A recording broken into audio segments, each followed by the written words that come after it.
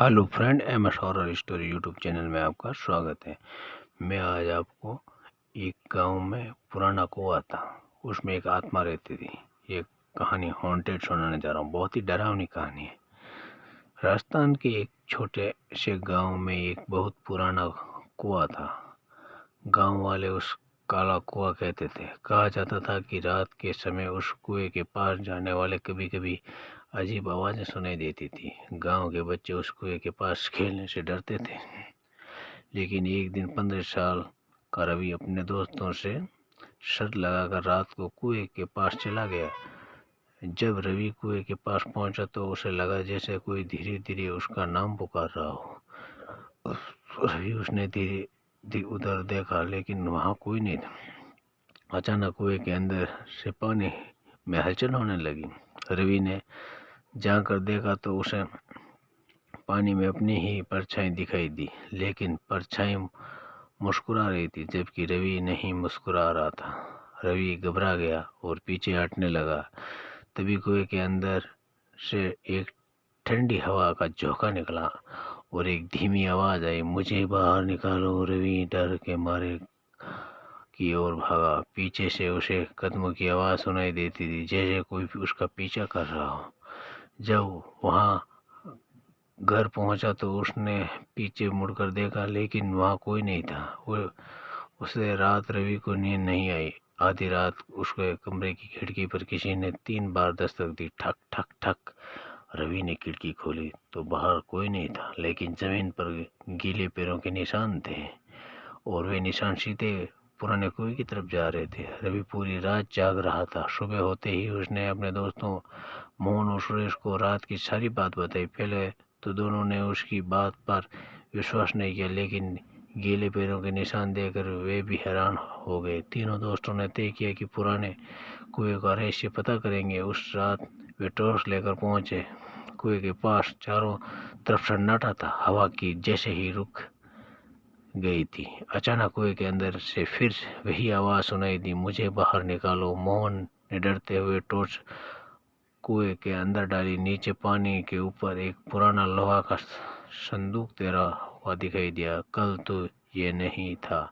सुरेश घबरा कर बोला। जैसे ही रवि ने ध्यान से देखा, संदूक धीरे धीरे खुद ही किनारे की तरफ आने लगा। तभी कुएं के पास खड़े पुराने बरगद के पेड़ से एक कौवा जोर से काऊ काऊ करने लगा। वहां अचानक तेज हो गई और टॉर्च की रोशनी बार बार झिलमिलाने लगी। संदूक में कुएं के किनारे तक पहुंच चुका था। रवि हिम्मत करके उसका जंग लगा ताला खींच चर्चा तालों ढूंढ गया। संदूक खेलते ही उसके में से एक पुरानी डायरी और एक चांदी का सिक्का निकला। डायरी में के पहले पन्ने पर लिखा था, जो भी ये डायरी पढ़ रहे वे सावधान रहें। इस कुएं में एक रहस्य में छिपा है जिसे कभी बाहर नहीं आना चाहिए। इतना पढ़ते ही कुएं के अंदर से पानी उबलने जैसे कि दिखाई देने लगा और पानी बीच बीच में धुंधली परछाई उभरने लगी। तीनों डॉक्टर से पीछे हट गए। परछाई धीरे धीरे उनकी तरफ बढ़ने लगी। कुएं के पानी से निकली धुंधली परछाई धीरे धीरे साफ होने लगी। रवि, मोहन और सुरेश डर के मारे पीछे हट गए। परछाई एक बूढ़े आदमी की थी। उसके चेहरे पर उदासी थी, लेकिन वह गुस्से में नहीं दिखाई दे रहा था। बूढ़े ने धीमी आवाज में कहा, डरो मत, मैं तुम्हारा नुकसान नहीं पहुंचाऊंगा। मैं रवि ने कांपते हुए पूछा, आप कौन हैं? बूढ़े ने जवाब दिया, मेरा नाम हरिराम था। कई साल पहले मैं इस गांव का चौकीदार था। मैंने इस गांव में एक बड़ा रहस्य छिपाया था, लेकिन कुछ लालची लोगों ने मुझे मारकर इस कुएं में फेंक दिया।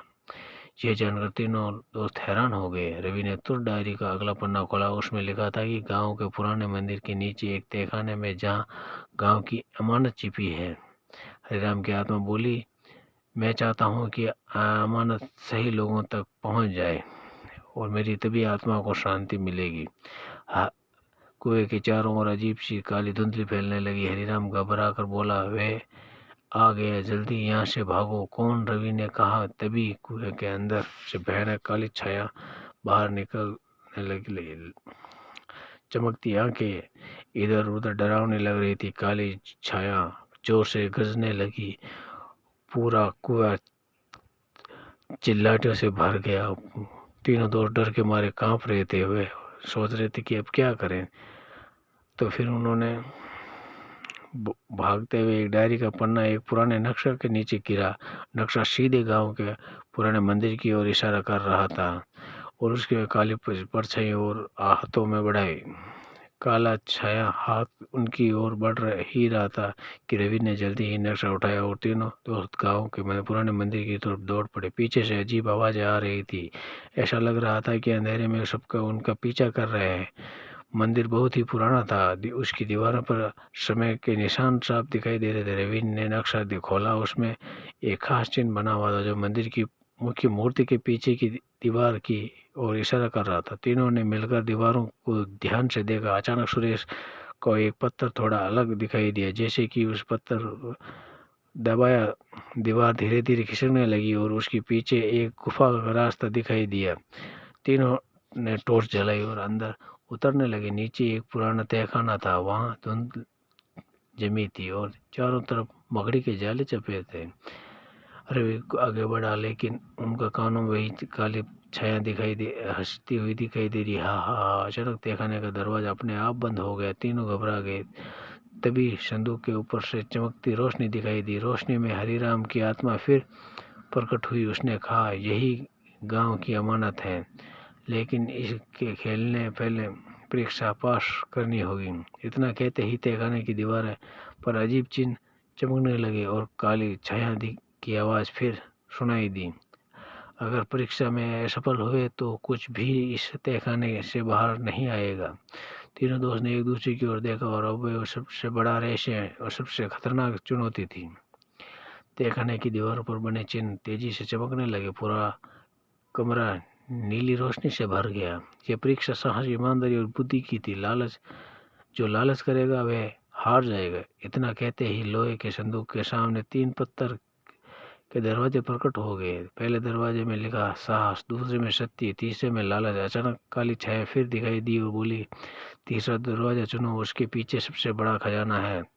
मोहन एक पल के लिए लालच में आ गया, लेकिन रवि को डायरी की बात याद आ गई। उसने कहा, नहीं, ये हमें धोखा देना चाहता है।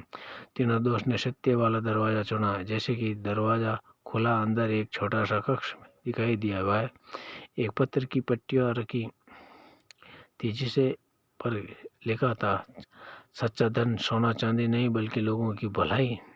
अचानक पूरी जगह कांपने लगी। काला छाया गुस्से में से चिल्लाया, तभी सही रास्ता चुन लिया। उसके शरीर से काला धुआं निकलने लगा। वह कमजोर पड़ने लगा। तभी सिंदूर अपने आप खुलने लगा। उसे सोना नहीं था बल्कि गांव के पुराने दस्तावेज, नक्शा और एक पत्थर रखा था। पत्र में लिखा था कि अमानत गांव की जमीन और पानी के स्रोत की जानकारी जैसे भविष्य की पीढ़ियों के लिए सुरक्षित रखा गया है। हरिराम की आत्मा मुस्कुराई, अब मेरा काम पूरा हुआ। तभी तहखाने में एक तेज रोशनी फैली। काली छाया धीरे धीरे गायब होने लगी, लेकिन जाते जाते उसने एक आखिरी बात कही, मैं खत्म नहीं हुआ, मैं फिर लौटूंगा। और फिर सब कुछ शांत हो गया। हरिराम की आत्मा भी शांति में रोशनी में विलीन हो गई। रवि, मोहन और सुरेश ने गांव की अमानत गांव वालों को सौंप दी। उस दिन के बाद पुराना कुएं से कभी कोई अजीब आवाज़ नहीं आई, लेकिन कई लोग कहते हैं कि अमावस्या की रात उस कुएं के पास आज भी कभी कभी एक काली परछाई दिखाई देती है। तो फ्रेंड, ऐसी हॉन्टेड कहानी सुनने के लिए मेरे चैनल को लाइक, शेयर एंड सब्सक्राइब कीजिए। Thank you friend.